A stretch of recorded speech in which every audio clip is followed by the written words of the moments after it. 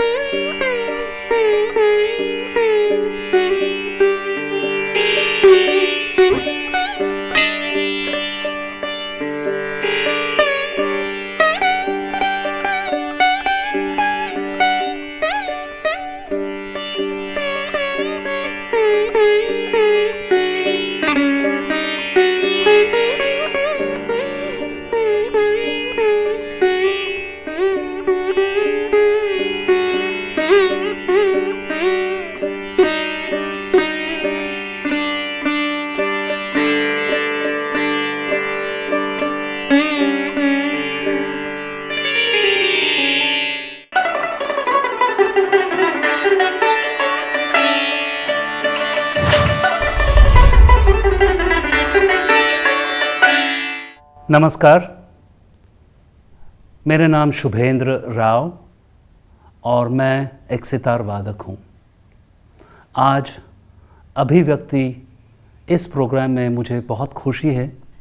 इस प्रोग्राम में हम बात करेंगे सितार के बारे में, मेरे जो परंपरा है उसके बारे में, और सितार हमारे शास्त्रीय संगीत में कैसे आया है।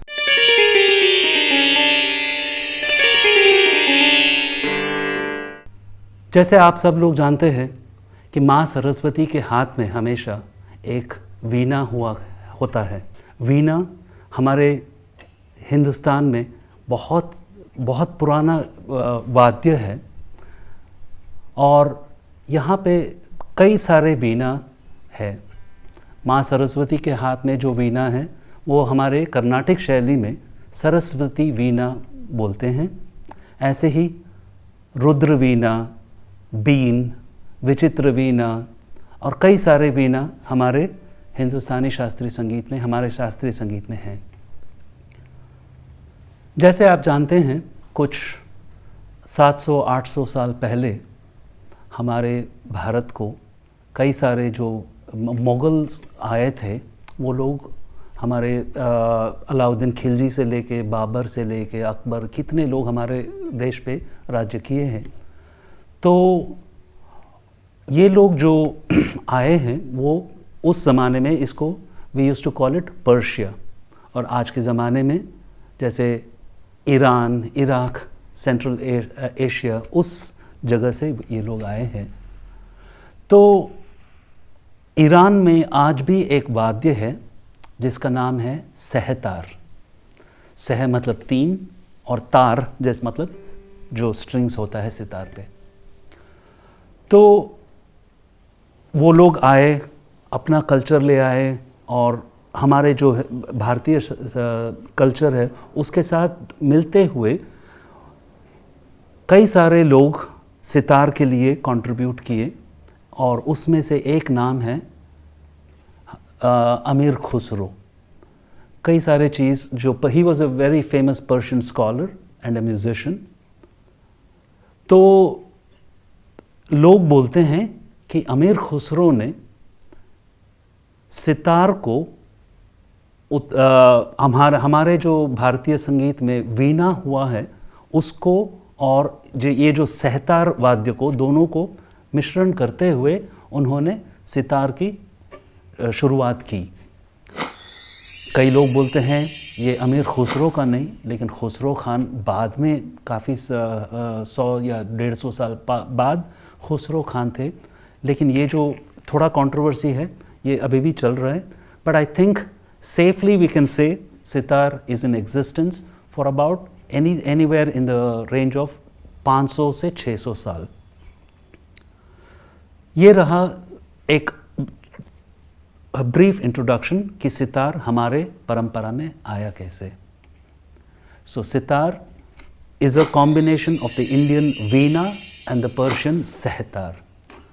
ऑफ कोर्स ये आज पूरा दुनिया में, पूरा विश्व में ये बहुत प्रसिद्ध वाद्य है, क्योंकि मेरे गुरु भारत रत्न पंडित रविशंकर जी और कई सारे जो बाद में कई सारे जो अच्छे अच्छे कलाकार हुए हैं, सितार को हर जगह पे ले जाके इसको अभी sitar is a very popular instrument all over the world.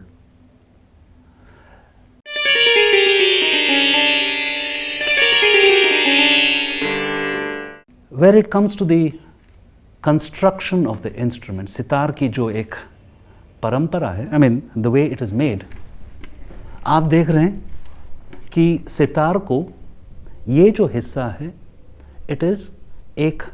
it's made of a gourd, एक pumpkin, कद्दू जो है उसकी बनता है। अंदर से पूरा खाली कर देते हैं और ये महाराष्ट्र में या कलकत्ता, वेस्ट बंगाल में, कई जगह पे, बिहार में specially this pumpkins are grown ताकि वो हमारे वाद्य पे वी कैन यूज़ इट। तो इसको अंदर से खाली करके इसको पानी में कुछ 6 महीने से लेके 2 साल तक उसको पानी में रख देते हैं और उसको 1-2 साल फिर धूप में सुखा देते हैं। तो जो मजबूत एंड विच डजंट क्रैक उसको सितार में यूज़ किया जाता है। तो ये एक पूरा जो अंदर पूरा एक साउंड बॉक्स बन गया क्योंकि वो खाली है। ऊपर से we use a kind of इसका नाम है तून। ये जो लकड़ी है तून बोलते हैं, it's a kind of a teak wood. तो फिर ये पूरा जो लंबा सा एक डांड है ये भी वही तून का बना हुआ है, अंदर खाली है। और सितार में कुल मिलाकर एनीथिंग बिटवीन 17 से लेके 20 तार होता है। ऊपर हमारे जो इंडियन क्लासिकल म्यूज़िक में एक स्पेशलिटी है, वो है कि 2 लेवल का तार रखते हैं हम लोग। एक जिस पे हम लोग बजाते हैं और बाकी जो है तार जो है वो सितार के मेन तार के नीचे 13 और, मेरे सितार पे 13 और तार है। जैसे इसको हम लोग जिस राग में बजाते हैं उस राग के जितने भी स्वर है उसको हम ट्यून करते हैं। बजाते डायरेक्टली नहीं, लेकिन they are called the sympathetic और द रेजोनेंट स्ट्रिंग्स, या तरफ की तार हम बोलते हैं। तो इसकी क्या खासियत है, ये है कि जब हम ऊपर कोई भी तार बजाते हैं, कोई भी स्वर बजाते हैं और अगर नीचे का तार उसी में ट्यून किया है तो they start vibrating, they start resonating. जैसे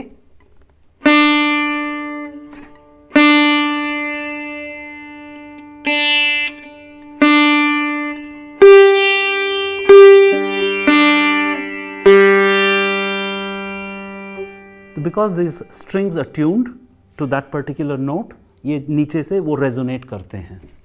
तो जैसे मैंने कहा सितार में कुल मिलाकर 20 तार होता है, 13 नीचे और 7 ऊपर।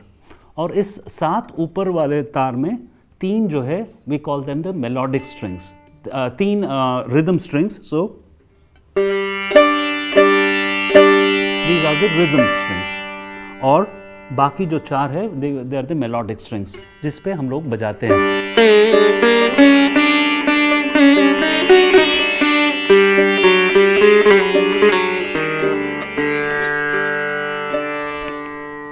सितार का एक खासियत ये भी है कि हम लोग लेफ्ट हैंड का जो है वो हम लोग नीचे से या ऊपर करते वी कैन प्ले द जितने भी स्वर है वो इस पर्दे पे हम लोग बजा सकते हैं, जैसे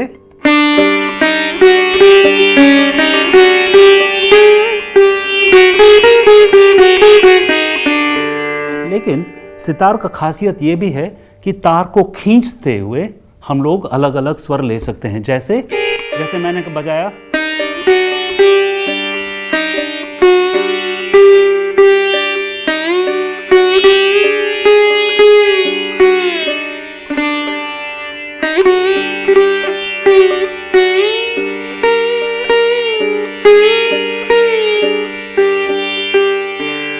तो तार को खींचते हुए हम करीब 4.5 से 5 स्वर तक ले सकते हैं।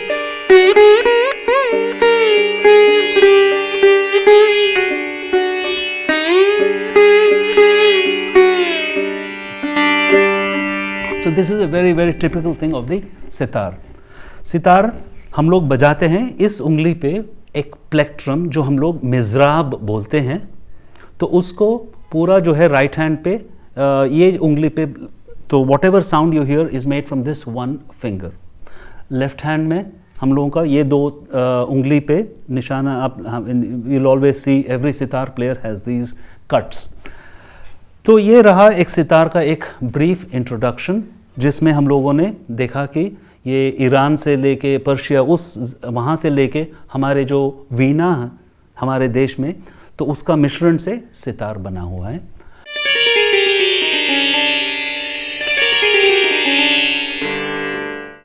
और जैसे मैंने कहा, मेरे गुरु भारत रत्न पंडित रविशंकर और कई सारे जो कलाकार, उस्ताद विलायत खान साहब, पंडित निखिल बैनर्जी और इतने अच्छे अच्छे जो कलाकार हुए हैं, they have made sitar a beautiful and a very popular instrument all over the world. ख़ास करके मेरे गुरु जो हर जगह पे, आज कहीं पे भी हम लोग जाते हैं तो वहाँ पे सितार का एक फॉलोइंग रहता है, और सभी लोग बोलते हैं सितार मतलब the instrument which Pandit Ravishankar played. तो रहा मेरी जो परंपरा, मेरी जो परवरिश, और मेरे पिताजी पंडित NR रामाराव खुद स्वयं पंडित रविशंकर जी के शिष्य रहे, क्योंकि वो 1948-49 से अराउंड उस टाइम मेरे गुरु का कुछ 27-28 साल, तो I come from the south of India, Bangalore. लेकिन उस ज़माने में बैंगलोर में, क्योंकि हमारे शास्त्रीय संगीत में 2 शैली है, एक नॉर्थ इंडियन हिंदुस्तानी और एक साउथ इंडियन कर्नाटिक। और उस ज़माने में साउथ में इतना ज़्यादा पॉपुलर नहीं हुआ करता था नॉर्थ इंडियन म्यूज़िक। फिर भी मेरे पिताजी एक बार जो सितार सुने पंडित रविशंकर जी का, तो उन्होंने कहा कि मुझे सितार सीखना है और मुझे इन्हीं से सितार सीखना है। इत्तेफाक से कुछ महीने बाद पंडित रविशंकर जी बेंगलोर बजाने आए थे, तो उस टाइम में मेरे पिताजी उनसे सीखना शुरू किए। मेरे जो नाम भी है Shubhendra, is named after Pandit Ravishankar ji's own son Shubhendra Shankar, क्योंकि मेरे जब पिताजी दिल्ली में 1950s में रहे, so he used to look after Shubho dada and was very close to him, तो मेरा नाम भी ऐसे ही रख दिए। तो मेरा जो परवरिश हुआ है, literally I grew up on the lap of Pandit Ravishankar. बचपन से ही उनके पास रहा हूँ, और कुछ मेरा, if I have to remember my first memory, वो भी उन्हीं के साथ जुड़ा हुआ है, क्योंकि मेरे माँ और पिताजी बोलते हैं कि मैं जब छोटा था, I used to sing before I could play, before I could speak. तो सितार भी जो है हमारे घर में, क्योंकि मेरी माँ जो है सरस्वती वीणा बजाती है और पिताजी सितार बजाते थे, तो दोनों साउथ इंडियन, कर्नाटिक और हिंदुस्तानी। तो घर में instead of a cricket bat sometimes mostly it used to be sitar और वीणा। तो बहुत छोटा था, तो I could not lift the sitar, क्योंकि सितार को इस पोजीशन में रखते हुए, तो when I was about, I used to keep the sitar like this and ऐसे ही बजाता था, बहुत छोटा था। एक बार पंडित रविशंकर जी, उस्ताद अल्लाह रखा जी और शुभो दादा, दैट इज़ शुभेंद्र शंकर जी, सब लोग आए थे मेरे दादी को मिलने। तो पिताजी ने पंडित रविशंकर जी के सामने बोले कि तुम थोड़ा बजाओ। तो मैं एक छोटा सा एक सरगम है यमन कल्याण में, उसको ऐसे ही रखते हुए मैंने बजाया था। तो मेरे गुरु उस टाइम बोले कि बेटा बहुत अच्छा बजाया हो। उस टाइम मेरा कुछ 3 साल का था। तो बोले अच्छा बजाए हो, लेकिन अब जो है तुम इसको सही ढंग से सितार को जैसे रखना चाहिए वैसे रख के। एक जो तस्वीर भी है, that is the first picture जो मेरे उनके साथ रहा। So that is where I started picking up the sitar and holding it in this way, जैसे बजाना चाहिए। तो सफ़र जो है वहाँ से शुरू हुआ, और उसके बाद ऑफ कोर्स जब 7 साल उम्र था उनसे सीखना भी शुरू किए। उससे पहले ऑफ कोर्स मेरे पिताजी मेरे पहले गुरु रहे हैं। 7 साल 8 साल था जब उनसे सीखना शुरू किया, और पहले काफ़ी साल, क्योंकि बहुत छोटा था तो साल में 1 दिन 2 दिन ऐसे तालीम हुआ था। लेकिन 17-18 साल था जब मैं भी दिल्ली शिफ्ट हो गया, क्योंकि उनका एक आज्ञा था कि मैं दिल्ली आऊं और उनके पास रहूं, पंडित रविशंकर जी के पास गुरु शिष्य परंपरा निभाते हुए। कुछ 9 साल उनके साथ रहा, स्टेज पे उनके साथ बजाना शुरू किया, उनको असिस्ट करना। मैं तो ये बोलूँगा कि गुरु को असिस्ट नहीं, लेकिन ये भी एक तालीम होता है स्टेज पे ऑडियंस के सामने। तो ऐसे ही पूरा देश में हर जगह पे बजाना शुरू किया, उनके साथ तालीम होता था। एंड बाद में ऑफ कोर्स हर जगह पे उनका एक उनका जो एक नाम है, उनका जो एक कंट्रीब्यूशन है, that is something that is invaluable for this beautiful sitar, and not just sitar, पूरा हमारी जो परंपरा है, and for the whole music.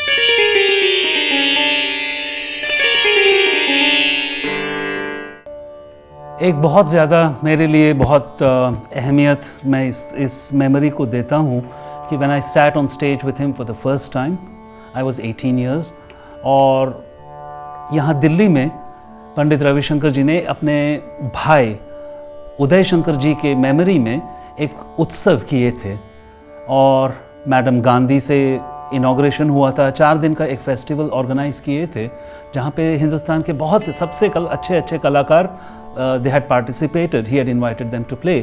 और एक आइटम उन्होंने ऐसे रखा कि where he had composed a beautiful 45-minute composition एक अपने राग पे, and that was in the राग तिलक श्याम। and उस राग में उनके 4 प्रमुख शिष्य, पंडित दीपक चौधरी, पंडित कार्तिक कुमार, सुनील कुमार जी और मैं, I was all of 18 at that time। तो it was one of my most memorable memories, जो राग तिलक श्याम में हम बजाए थे यहाँ दिल्ली में सिरी फोर्ट ऑडिटोरियम में in 1983।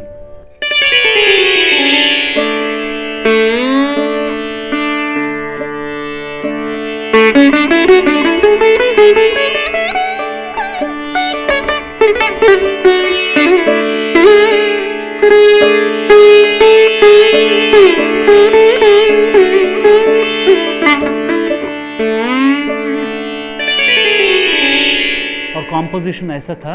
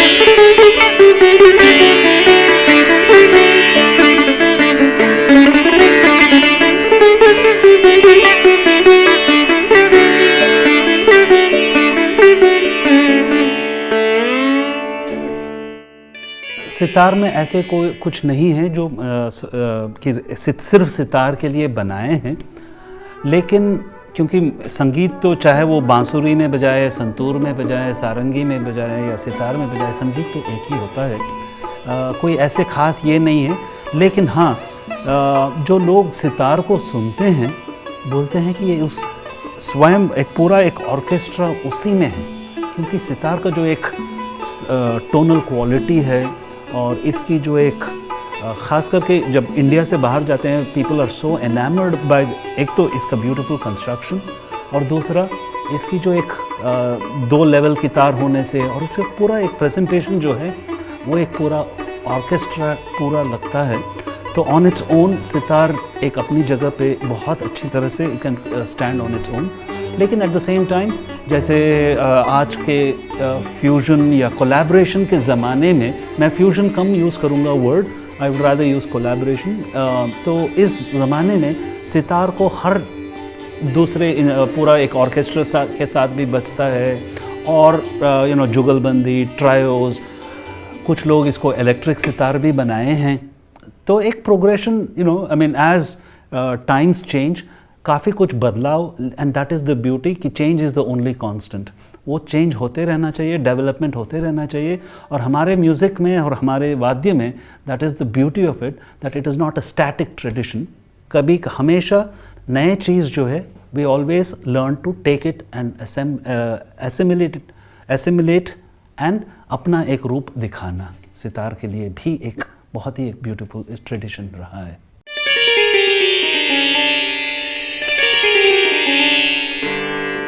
मेरा जो सोलो कैरियर मैंने 1987 से शुरू किया और बहुत ही जल्दी हर जगह बजाना शुरू किया।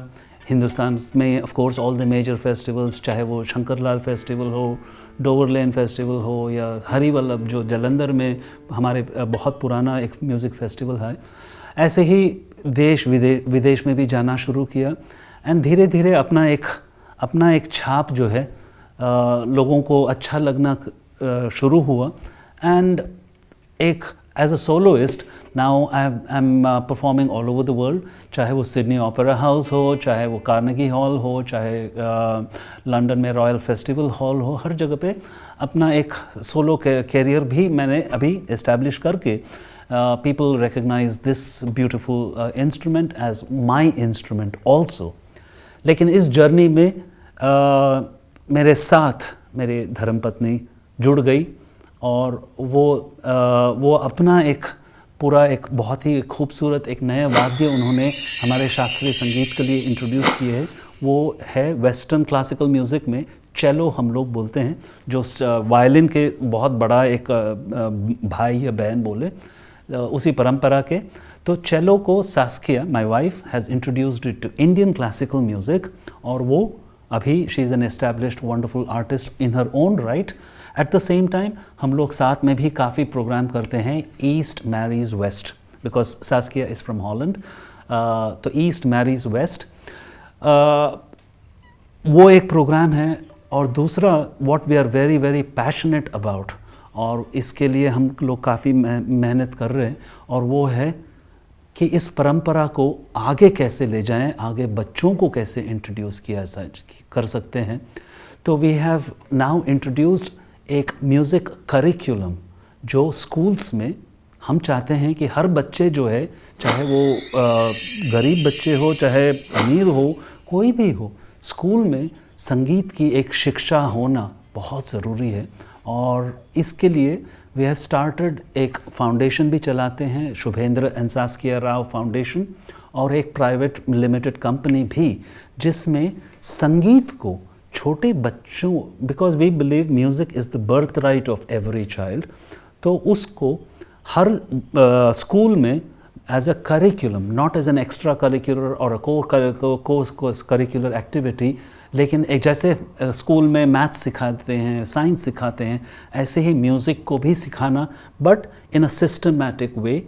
तो संगीत फॉर ऑल, ये है हमारा करिकुलम। हमारी परंपरा में एक तो शास्त्रीय संगीत है और दूसरा है लोक संगीत। हमारे जो आज के प्रेजेंटेशन में, एक कॉन्सर्ट के प्रेजेंटेशन में, हमेशा दोनों towards the end light classical जो ठुमरी अंग या उस टाइप का, तो आई विल जस्ट प्रेजेंट एक छोटा सा उसमें जहाँ जो लोगों को बहुत पसंद आता है।